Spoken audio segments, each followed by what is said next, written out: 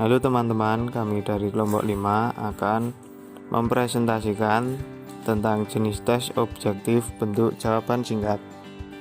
Kelompok 5 beranggotakan 5 orang, yaitu ada Sebastian Agung Setiawan dengan NIM 014, ada Vincentia Selvi Indriani dengan NIM 044, ada Arya Prasetya Nugraha dengan NIM 254, ada Adinda Ayuna Fitri dengan NIM 147, dan ada Kezia Kristi Nugraini dengan NIM 292.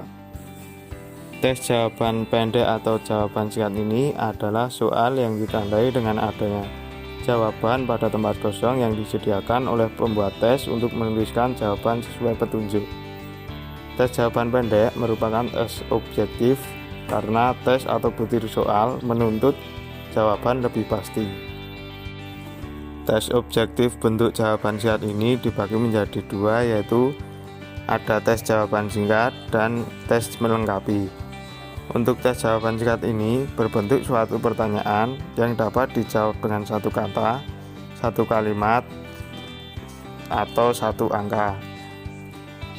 Sedangkan tes melengkapi, tes ini berupa suatu pernyataan yang belum lengkap, di mana siswa diminta untuk melengkapi pernyataan tersebut dengan satu kata, satu kalimat singkat, atau satu angka. Nah, sekarang masuk ke karakteristik jawaban pendek. Karakteristik jawaban pendek yaitu bentuk soal jawaban singkat atau bentuk soal jawaban pendek sangat tepat digunakan untuk mengukur kemampuan peserta tes yang sangat sederhana. Kemampuan yang diukur dengan jawaban pendek adalah kemampuan menyebutkan istilah, kemampuan menyebutkan fakta, kemampuan menyebutkan prinsip, kemampuan menyebutkan metode atau prosedur. Selanjutnya, kelebihan tes jawaban pendek. Yang pertama, mudah dalam pembuatan dan penyusunannya.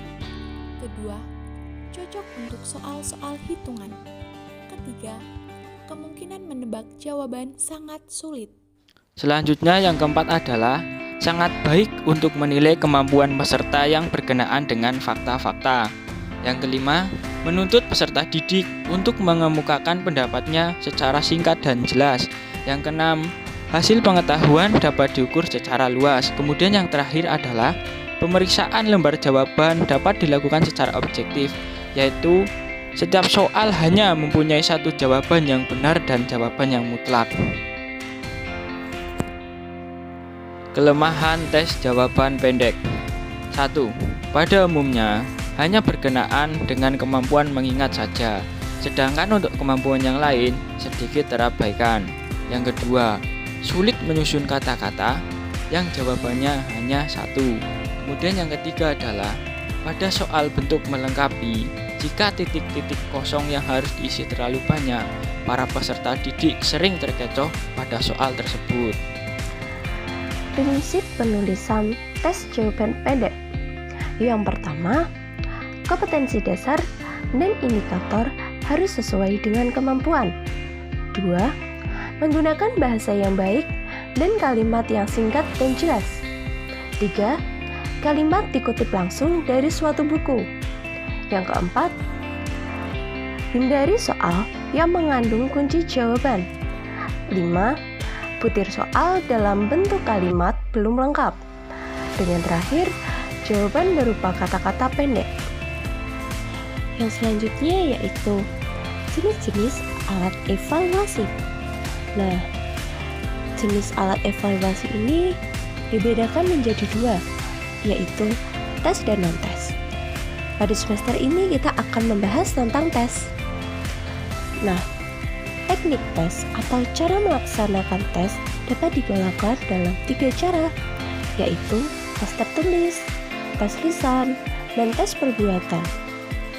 Namun, pada materi kali ini kita akan membahas tentang tes tertulis. Tes tertulis sendiri menurut tipenya dikelompokkan menjadi 2 macam, yaitu tes tipe subjektif dan tes tipe objektif. Tes subjektif berbentuk berupa soal esai.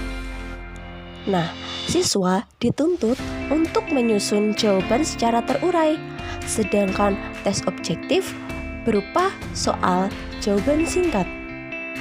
Pada ini, siswa perlu menjawab seperlunya, bahkan dengan memberi tanda pada jawaban yang benar. Nah, kemudian penulisan tipe jawaban pendek yaitu yang pertama adalah sesuai dengan KD atau kompetensi dasar dan indikator. Yang kedua, tidak menggunakan soal yang terbuka. Ketiga, menggunakan bahasa yang baik, jelas, dan singkat. Keempat, mengandung satu alternatif jawaban. Dan yang terakhir, dapat menggunakan gambar sehingga dapat mempersingkat dan jelas.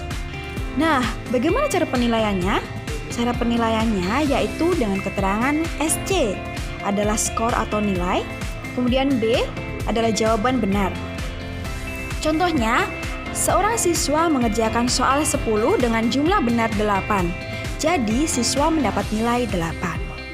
Demikian presentasi dari kelompok 5. Apabila banyak kata atau kesalahan, kami mohon maaf. Sekian, terima kasih. Sampai jumpa. Semangat!